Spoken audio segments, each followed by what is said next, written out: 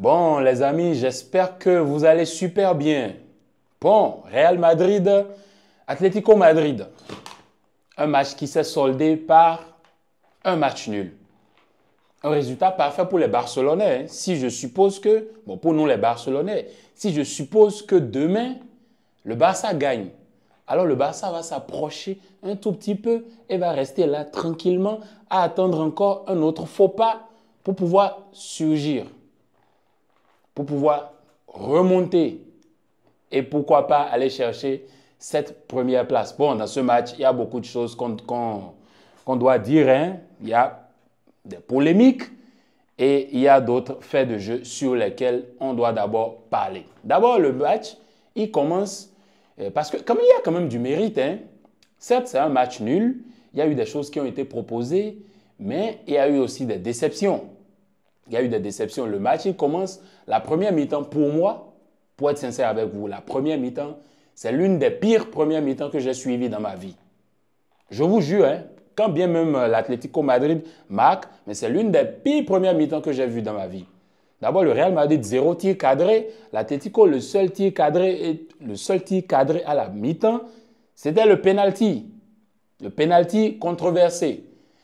Et je disais tantôt sur mes réseaux sociaux, pour ceux qui ne me suivent pas, ceux qui me suivent sur Facebook voient, j'ai dit Madrid, mais le communiqué qu'ils ont fait, la lettre qu'ils ont envoyée, les mots qu'ils ont utilisés contre l'arbitrage, contre le système et tout, mais ça va leur tomber dessus, mais de malade mental, de malade. Dites-moi vous dans les commentaires, c'est pas comme si je venais et que je disais que ce que le Real Madrid était en train de dénoncer n'est pas quelque chose de bien. C'est pas que c'est quelque chose de mauvais non plus. En fait, c'est dans les deux sens. C'est bien d'une part et c'est mauvais aussi d'autre part. Parce que les erreurs d'arbitrage, ça arrive à toutes les équipes. Toutes les équipes subissent les erreurs d'arbitrage. Ok, mais le Real Madrid, ils ont pris, je ne sais pas, ils ont pris ce truc-là, ce plaisir-là maintenant sur Real Madrid TV à montrer des vidéos. Et ça n'a pas commencé depuis cette saison, hein. C'est depuis la saison passée ou surpassée. Et ils font la même chose à chaque fois. Des vidéos par-ci, des vidéos par-là. La dernière fois, c'était carrément un communiqué. Alors que nous, par exemple, le Barça, on a déjà perdu des Ligas à cause de décisions controversées des arbitres. On a perdu des Ligas. Malaga, Valence. Mais on n'a rien dit. On a continué à jouer, on a continué à compétir. Mais le Real, il a fallu que ça les touche la dernière fois parce qu'ils ont perdu contre l'Espagnol. Ils ont pété un câble, ils ont sorti un communiqué, ils ont commencé par dire des trucs, ils ont mentionné des mots qui sont vraiment durs. Corruption, vol, injustice, beaucoup de choses. Maintenant, le problème, c'est quoi? Je vais vous dire une chose.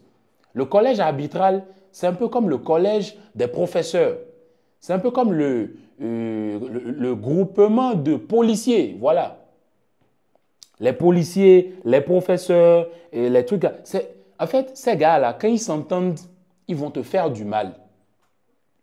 Vous pensez réellement que si l'arbitrage se met contre le Real Madrid va gagner? Dites-moi vous dans les commentaires. Le Real ne gagne pas. C'est un peu comme avant quand tu es contre un professeur. Du moment où tu es contre un professeur, tu es contre tous les professeurs parce que eux tous, ils vont s'entendre, ils vont conspirer contre toi pour te faire du sale. On sait que c'est injuste, mais eux, c'est leur ego, c'est leur image. Ils considèrent ça comme l'éthique. Je vous donne l'exemple, même les policiers. Tu as un souci avec un policier. Même moi, en septembre, avec mon frère, j'ai eu un souci. On a eu des soucis avec un policier. Après, on est allé croiser le commissaire. On était là sur place. Mais vous imaginez que ce que le gars a dit, quand on était au niveau de l'endroit où le truc s'est passé, quand on était là-bas, ce qu'il a dit est différent de ce qu'il allait dire devant le commissaire. Il a nié beaucoup de choses. Donc, nous, on était là en mode, mon frère et moi, deux personnes adultes, on lui dit, bah, hey, bro, tu as dit telle chose. Mais devant son commissaire, devant son supérieur, il a nié. Et vous imaginez que tous les policiers aussi qui étaient là, ils ont nié. Donc, c'est un peu ce qui va se passer avec le Real. Parce qu'ils ont appuyé sur un point où, en fait, ça fait mal. Et l'ego des arbitres a été touché parce que vous avez vu même Medina Cantalejo, il a dit, podemos ser malo, pero no corrupto. On peut être mauvais et lors d'un arbitrage, dans un match, mais nous ne sommes pas des corrompus.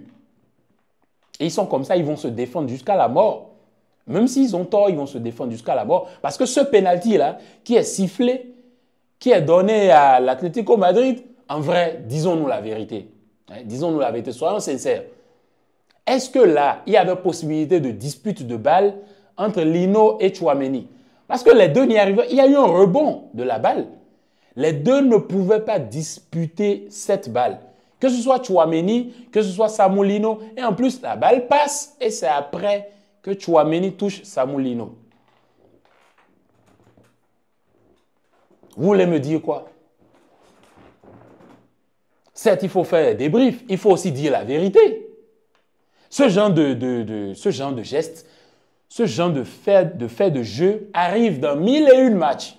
Imagine que tu dois siffler à chaque fois tous les contacts qu'il y a dans un match.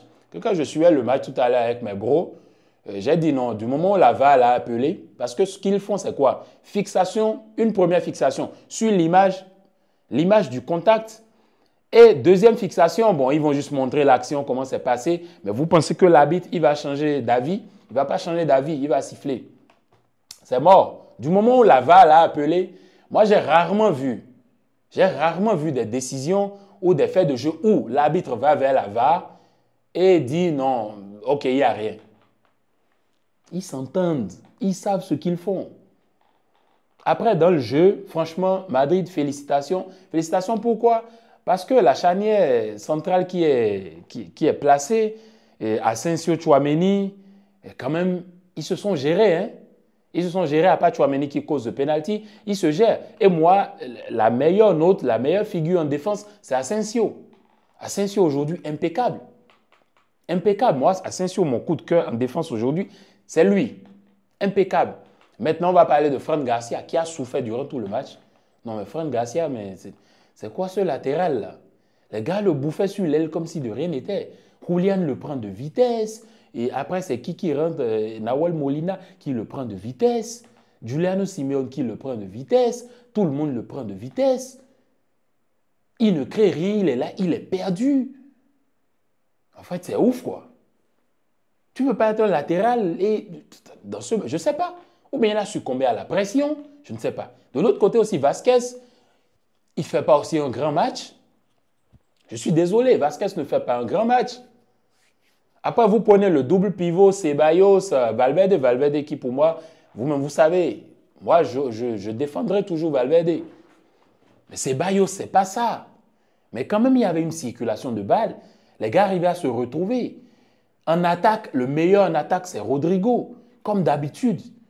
Même le but de Mbappé, mais qui fait toute l'action là, sur l'aile, c'est Rodrigo. Rodrigo, une maturité dans le jeu. Tu le vois jouer, mais on dirait un chef. Il est tranquille, il te fait les doubles contacts, il te fait les dribbles, il te tue, il te mange deux joueurs rapidement. Tac, sur un geste ou deux gestes et c'est fini. Vinicius, plus ou moins. Mbappé, première mi-temps, éclatasse, mais en deuxième mi-temps, on a commencé à le retrouver. Certes, il marque, mais il ne fait pas un grand match. Mbappé ne fait pas un grand match. Et je vais vous expliquer, c'est là où moi, je félicite par exemple le Cholo Simeone. Dans ce match, je félicite le Cholo Simeone. Que ce soit contre le Barça ou contre Madrid, le match allait, ils ont fait nul. C'était 1-1 Madrid et Atlético, vice Madrid, 1-1. Ils étaient à domicile, maintenant ils viennent au Santiago. Ils font aussi un match nul. Ils gagnent le Barça, 2-1. Et moi, je vais féliciter le Cholo Simeone et cette équipe-là qui arrive à engranger des points contre ces deux équipes-là, contre leurs concurrents directs. Je vais vous expliquer pourquoi. Parce que quand tu as Josema et Lenglet qui sont des défenseurs qui sont tellement lents, j'ai jamais vu des défenseurs aussi lents de ma vie. Ce n'est pas possible. Ils sont lents, mais tellement éclatasses. Quand tu as ces deux-là, une charnière centrale qui est aussi lente, et Llorente c'est plus le physique, c'est plus le boum-boum. Javi Galán qui prend un carton jaune, mais qui après ne peut plus faire certains gestes. Pourquoi? Parce que Rodrigo l'a fatigué. Quand tu as Lenglet, tu as Josema, qui sont des défenseurs qui ne sont pas rapides, mais tu es obligé de jouer en bloc bas parce que tu ne peux pas sortir. Ils sont lents. Parce qu'en face, quand tu vois le trio d'attaque de Madrid plus Bellingham, mais si tu t'amuses, tu vas lire l'heure. Ah oui, tu vas Lille. En plus que tu as des défenseurs qui ne sont pas rapides, comme je disais tantôt. Ils ne sont pas rapides.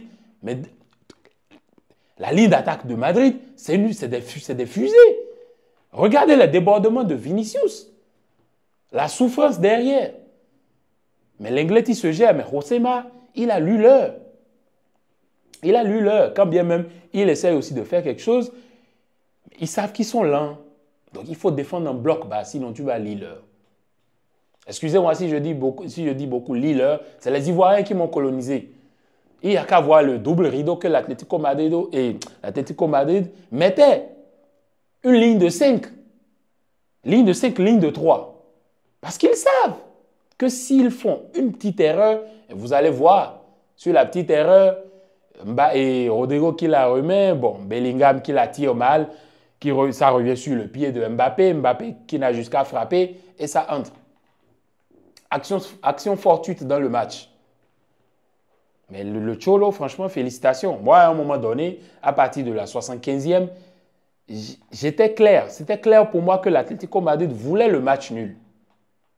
Et ils ont cherché le match nul. Au final, ils emportent, ils quittent le Santiago Bernabéu avec un match nul. Bref, beau but de Julián Alvarez, Panenka. Quand même, il faut avoir les couilles pour faire un truc pareil. À 7 minutes là, du match. À 7 minutes du match.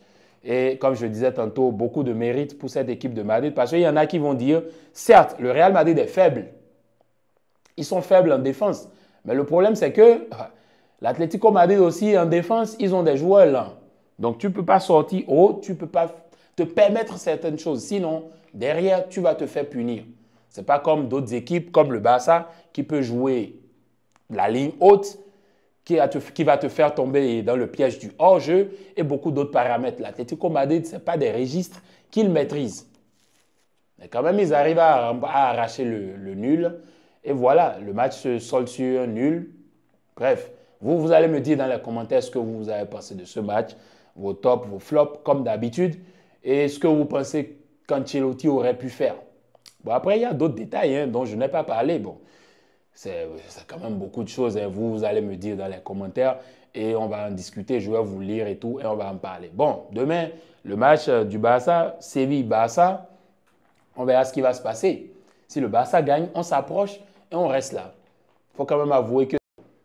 Bon, j'allais conclure la vidéo, mais bon, il y a ma maman qui m'a appelé. Et quand maman appelle, on décroche l'appel de maman. On m'impose pour répondre à maman. Voilà. Donc, je disais tantôt... c'est ça, vous allez me dire dans les commentaires ce que vous avez pensé de ce match, vos tops, vos flops et tout, et puis on en discute. Le Barça doit surtout profiter pour pouvoir essayer de compétir. Mais bon, il faut quand même avouer que cette Liga, elle est passionnante. Parce que l'arbitrage fait du n'importe quoi et les équipes aussi sont éclatasses par moment. Donc, c'est ce qui rend les choses intéressantes. Bref, les gars en ont décidé autrement. Vous, dites-moi dans les commentaires ma théorie sur l'arbitrage, ainsi de suite, on va en parler. Bref, c'était tout pour la vidéo. Bien de choses à vous les gars. Peace.